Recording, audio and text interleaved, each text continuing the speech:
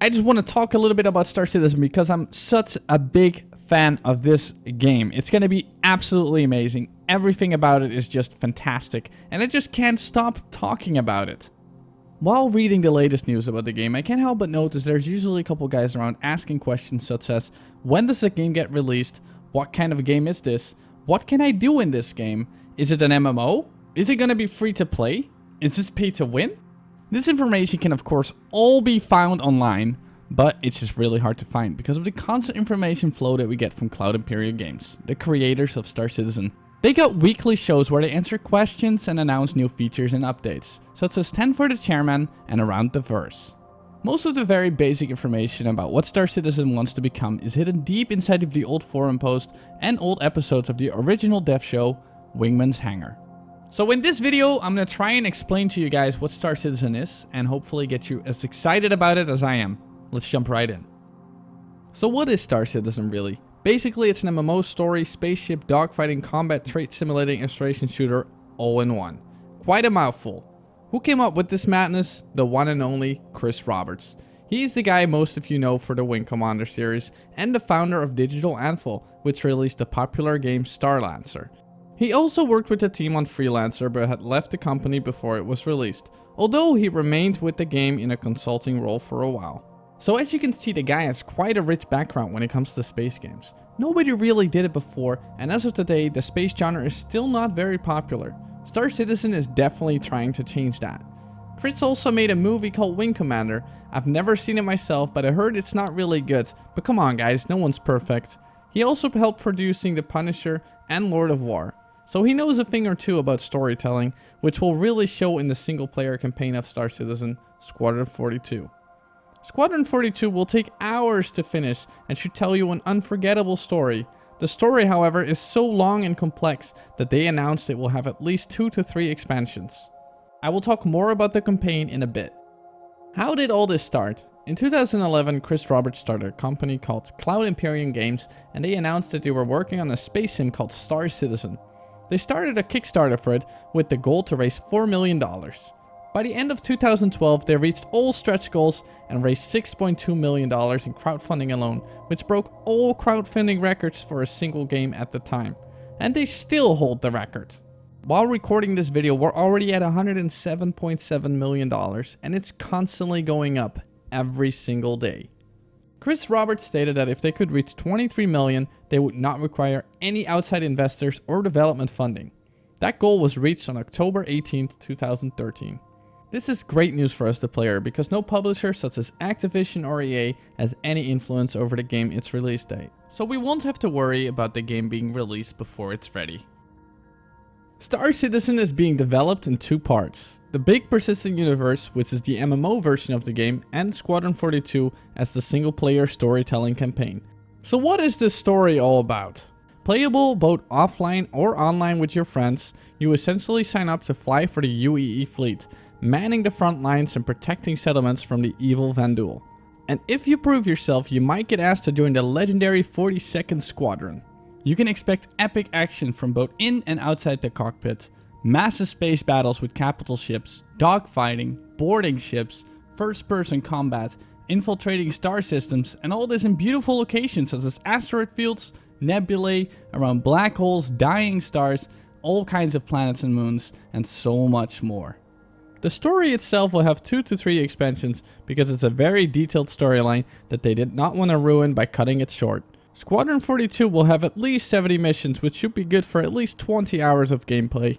To make everything even more interesting, they got fantastic actors fighting right along their sides, such as Gary Oldman, Mark Hamill, Gillian Anderson, and so many more. I swear guys, the more I talk about this game, the more excited I get. It's just crazy. The game, like I said earlier in the video, is a space simulator. Yeah, you will hear sound in space, and there's a whole discussion about why the game should not call itself a space simulator, because it has sound in space, and obviously there is no sound in space because, you know, sound needs stuff to travel through, and there's nothing in space, so, bam. There's no sound in space. But come on man, who wants a game without sound? Anyway, CIG mentioned later on that helmets will simulate the sound for you, and that in the future there will be an option to turn it off so that all the diehard fans who want the most simulation out of this game as possible will be incredibly satisfied. Detail is really something they focus on with Star Citizen. From the smallest parts to the largest object in the game, everything is being fine-tuned until it looks as realistic as possible, and that really shows. All the clothing, armor, helmets, weapons, buggies, escape pods, ships, stations, planets, stars, you name it. Everything looks absolutely fantastic. I even saw a video where you just saw a helmet's animation. First, the armor just slides to the sides and then the visor slides up. It just looks so incredibly good. The amount of detail they put both on the inside and outside of the ship is beyond anything I've ever seen in any video game. Powering up your ship will get you all excited just to hear that engine start up. They want you to feel like you're really inside of this game. Like it's really the real thing, like it's real life. No matter how big the ship gets, some even up to 1100 meters in length. They just don't get lazy when it comes to designing these things. They're almost like legit blueprints for real life spacecrafts. That's how much work they put in it. Most games I played, when you look at a ship, you basically look at an empty shell. A big ship with nothing inside of it. In Star Citizen, this is the opposite. All the space the ship has to offer is being used, and they're using it smart. From the toilet area to the sleeping accommodations, kitchen, storage room, weapons rack, all the way to the docking bay in a ship. Everything has an exceptional amount of detail and just looks and feels realistic. Even the missiles on the ship are more detailed than anything I've ever seen before. There's almost nothing you cannot do with some of the ships out there. The Endeavor, for example, if you have the right modules on it, you will never have to go down to a planet again to restock. You can make it a self-sustaining ship that could easily be used as a base for a big organization. More interested in exploration? Just swap out some modules and get ready to explore the verse and all its beautiful planets. Anything is possible. Of course, a simulation game needs top-notch controls. People expect it to feel real. With things such as the center of mass, weight and length all factoring in on how a ship will handle, you will get a completely unique feeling for every different ship you fly. They did a fantastic job so far and are still tweaking with every patch to make it feel as realistic as possible. The controls are amazingly well done. There are so many functions and buttons for certain ships that you will need a proper crew to have a ship function to its full potential. From manning the turrets, repairing modules, extinguishing fires, adjusting the shields, and so much more, everything will feel real and fun to do. Chris Roberts said that most smaller functions such as repairs will be minigames and should not feel repetitive or annoying over time. Mastering a ship will require a very good crew. Realism of course does not work without proper damage models for our ships. Star Citizen again will not disappoint you. From getting bullet holes in your hull to complete parts being blown away, it all looks absolutely gorgeous. The damage your ship takes will affect the handling as well, so you can expect to see ships trying to limp away after a big space battle. Fighting of course does not happen without weaponry, and this game has lots of it. All the guns and cannons have their own unique feeling, sound and visual effects.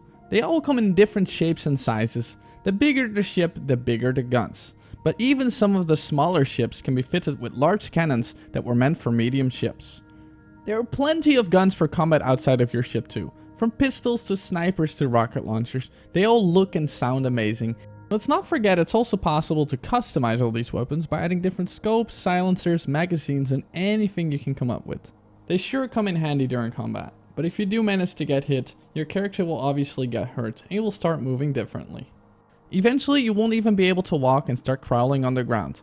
Having a buddy help you out in a situation like this could absolutely save your life. You can of course go guns blazing, but playing tactical will go the long way, because dying is permanent in a rather unique way in this game. More about that later. The biggest and by far the most ambitious part of Star Citizen has to be the persistent universe. This is where all the things I just told you really start to matter. This large open world, or should I say universe, version of the game is what most people are extremely excited about. Here is where you can go many different directions that you chose to go in. You can become a bounty hunter, a cop, medic, firefighter, miner, pirate, explorer, trader, trucker, hotel keeper, shopkeeper, or you can go join the military. Seriously, there's so much more. What can you not do in this game? It's still a little unclear how instancing is going to work, but I will make another video sometime in the future to go a bit deeper into that subject. All that we know for sure is that it's gonna be one of the greatest online experience so far. Players with similar interests can join up together through organizations, which are basically clans of Star Citizen.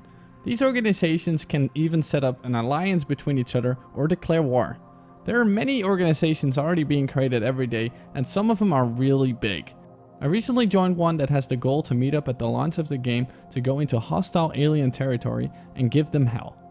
The name is Operation Pitchfork, and if you're interested, look them up. So far, almost 4,000 people have joined this organization, and it's gonna be hella epic, that's for sure. There's also organizations that just want to focus on refueling other players that ran out of fuel in deep space, kind of like the fuel rats in Elite Dangerous. Then there is pirate organizations, protection organizations, repair organizations, trading organizations, and so much more. You name it, it's there. Organizations are going to have a big impact on how certain systems will be shaped and control what's going on in them. Don't worry about organizations controlling the entire game, because there's simply too many star systems out there, and all these star systems are immensely huge, with lots of planets and tons of different factions who all want to control these planets. The game is planned to come out with over 100 different star systems. Just check out the star map, it's incredible. Every ship has its own purpose in the game, and some ships can be tweaked after purchase in order to do specific jobs with them. The constellation Andromeda, for example, is good for cargo, combat, and exploration. The goal for Star Citizen is to make a living, breathing game, a world that is fair and fun to play for everyone. Chris Roberts has said that the game world will have 90% NPCs and 10% players to make it feel like there's always something going on around you. So how does fair work with people spending $15,000 on ships? The persistent universe does not really have like a you win kind of vibe. You just play and set your own goals. Somebody who spends $15,000 on their ships will just work really hard to equip those things and finding friends to fill those empty seats. They won't have any kind of godly powers. They can still die. You and your friends can just gang up and take over their ship, steal it, and run away. Like, how fun is that? The bigger the ship, the bigger the target. Most of the large ships come without any modules and require lots of manpower to get them to work. It's gonna cost tons of in-game credits to fill up all those module slots, and let's not forget about the fuel cost. In the beginning of the game, you'll see most people starting off in their small ships doing easy missions to get their starting credits to buy upgrades for their ships or buy a new ship. Of course, no doubt, there will be players starting off in the bigger ships that they own. People that are part of larger organizations, for example, are most likely gonna be in a bigger ship. People buying ships won't really get much of a head start. CIG mentioned that you will barely notice after a few days who bought ships and who didn't. It all won't really matter that much. The great thing is that from day one there will be lots of ship variation and it's gonna feel alive. Every ship that you buy today is just to fund the game its development, and everybody will be able to get it in game by simply playing the game. Of course, space has many wondrous things to offer, such as stars, black holes, asteroid fields, planets, moons, and so much more. All, of course, are immensely massive. Star Citizen will even allow the players to go down on these planets and moons and explore them with their ship or buggy. In popular systems, some planets will have cities, forests, oceans, mountains, and everything you expect from a planet. In more unknown places, you can find planets with like deserts, alien life, big forests, you name it. Lots of stuff to explore. CIG said that there will be so much out there to explore, and it's gonna take months, if not even years, for all the players to discover everything. At first, they did not plan to let the players go down on the planets on release, but they recently nailed the procedural generation. Just imagine flying in your ship, discovering a new planet, going into its atmosphere, landing on the planet, getting out of your ship, walking around, exploring the surface to find yourself being attacked by pirates who want your ship. You draw your gun, looking for cover, open fire to protect your ship, and send out a signal for help. Bounty hunters arrive and everything just escalates so quickly. This is what Star Citizen will be, a massive open breeding game where anything can happen at any time. What happens if you lose your ship? Star Citizen ships have insurance, so if you die or your ship gets stolen, you can always get your ship back, as long as you have enough credits for it, of course. CIG mentioned that insurance will not be a really big thing to worry about while playing the game. It is quite affordable for everyone. But what happens if you die in Star Citizen? Now that is a question that we could go really deep into, but I will keep it basic for this video and save the details for a future video. So basically you only have one life in the game, and everything you achieve as that person. So you really want to stay alive. If you do manage to die, everything you owned will move on to your offspring. your child basically, aka the new you. Everything you achieved as the previous you will be lost in a way. How exactly is very complex. The game really motivates you to stay alive, which if you know what you're doing, should not be too hard. Next to all this single player and persistent universe fun, there's also the option to do races or jump in the FPS arena, which is kind of like Quake 3 Arena and Unreal Tournament. If you're more into dogfighting, you can do Arena Commander. These games are a game within a game, pretty much gameception. I already had hours of fun with the racing and I cannot wait for the FPS module, Star Marine, to be released. They're currently still working on it though. There will be many different modes and even a gravity arena like in the movie Ender's Game. This is a great way to escape the persistent universe for a while, to just relax and not have to worry about being killed all the time. Both racing and FPS will both have leaderboards where you can compete for the top spots in the world. Pretty fun stuff, right? So now that I've talked about everything that Star Citizen has to offer, I want to talk about another thing, modding. Chris Roberts confirmed that next to the official servers, there will also be private servers that are run by other people. Those servers will allow the use of modding, which means they can add ships, edit ships, and pretty much do whatever they want. I won't be surprised if people are going to do some extreme mods that are going to theme an entire server around a certain franchise. It's going to be absolutely amazing to see what people come up with. So what does it take to play this beast of a game? Will my computer be able to run it? Well, the minimum specs are on the screen right now. Currently, I myself play it with a GTX 980 and an i7-4770K. The game runs fine for me even though it's not fully optimized yet. By the time the game releases, I plan on upgrading to get the max amount of frames I can get for this game. But I am sure that GTX 980 should be enough already. It's also good to know that we should have the new generation of graphics card by the time the game releases, so don't worry about your current PC. About the release date, it's rumored that they want to bring out Squadron 42 later this year and the Persistent Universe somewhere in 2017. I personally don't really care when the game comes out because I just want it to be as good as it can possibly get. Don't be surprised if it takes another 2 to 3 years for the game to be fully released. They are working as hard as they can and the team is still growing. I think it's over 250 people working on the game right now. Most great games take 5 to 7 years to get released. Nobody complains about it because they have no idea it's being developed and it's only getting announced when it's nearly finished. Star Citizen gives updates every little baby step they take, and for some really impatient people, this causes a lot of stress. But don't worry guys, it's finished when it's finished and it's gonna be good.